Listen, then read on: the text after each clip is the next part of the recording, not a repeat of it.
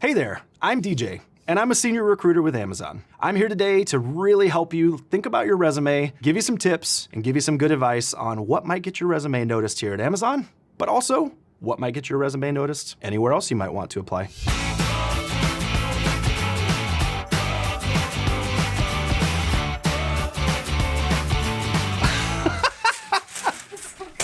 So here at Amazon, we get thousands of resumes on a monthly basis. A question I always get is, how long should my resume be? My advice, no more than 2 pages. More than 2 pages, it just gets a little wordy. Now, if you're a tenured individual and you've got a lot of experience, feel free to do a little more than 2 pages, but also keep in mind, more than 2 pages may be something that turns your reader off. Pictures on your resume?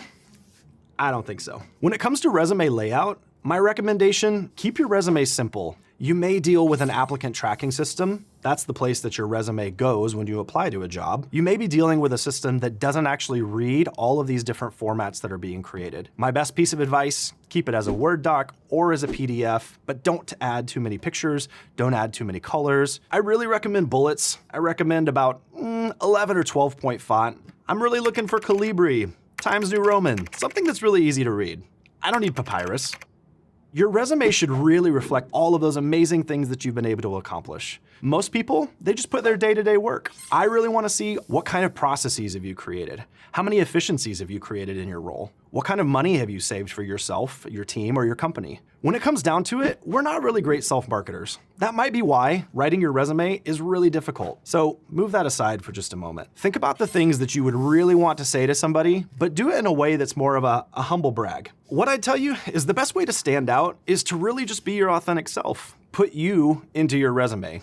One thing that I would tell you is really make sure you get a lot of eyes on your resume before you actually submit it to a job. A surefire way to make me stop reading your resume and move on to the next one is if you have misspelled words. Use spell check. Have your friends review it. Have your family review it. If you know a recruiter, ask them to review it. Now, you could actually go and find and hire a resume writer for you. That's an option. Just be sure it's somebody that has good experience, somebody that you've maybe checked their references. You can also sign up for classes potentially. There's also YouTube videos that you can watch.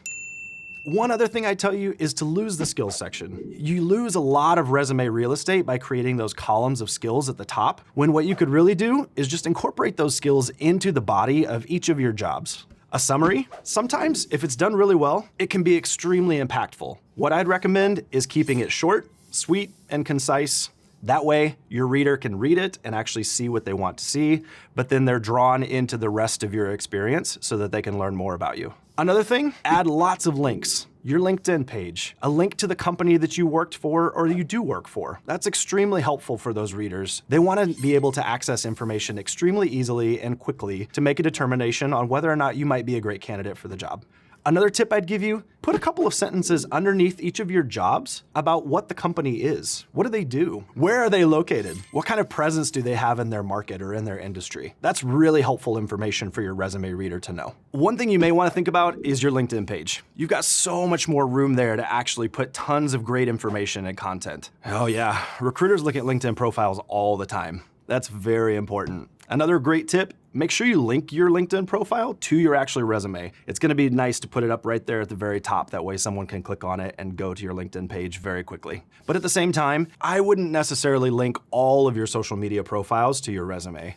To me, it's not really necessarily something that's relevant, so I'd make sure that you just want to put the content and information there that is really important for the job that you're actually applying to.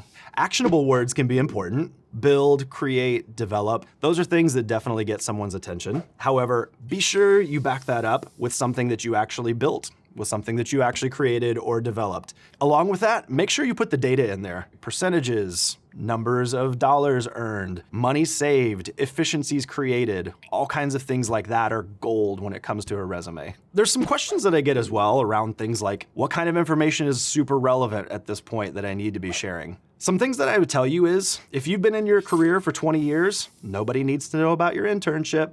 Likewise, I don't need to know your dog's name. I have my dog's name on my resume. You do not. Yes, I do. Do you? Yeah. Always include date ranges on your positions. It really helps create a nice timeline of your experience so that your reader can understand more about what job you were in, when, and what that job was about. What if you took a year off? What if you have some gaps in your resume? Those are important questions as well.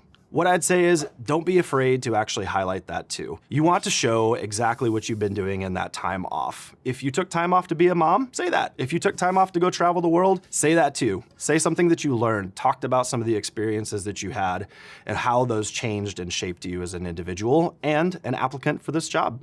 One other thing I'd say is that outside interests, swimming, hiking, biking, whatever it may be, I think that's actually pretty cool. I like getting to know you as an applicant and what you are going to bring to the table in a lot of different ways. What do you save your resume as? Like, what do you actually name it on your computer?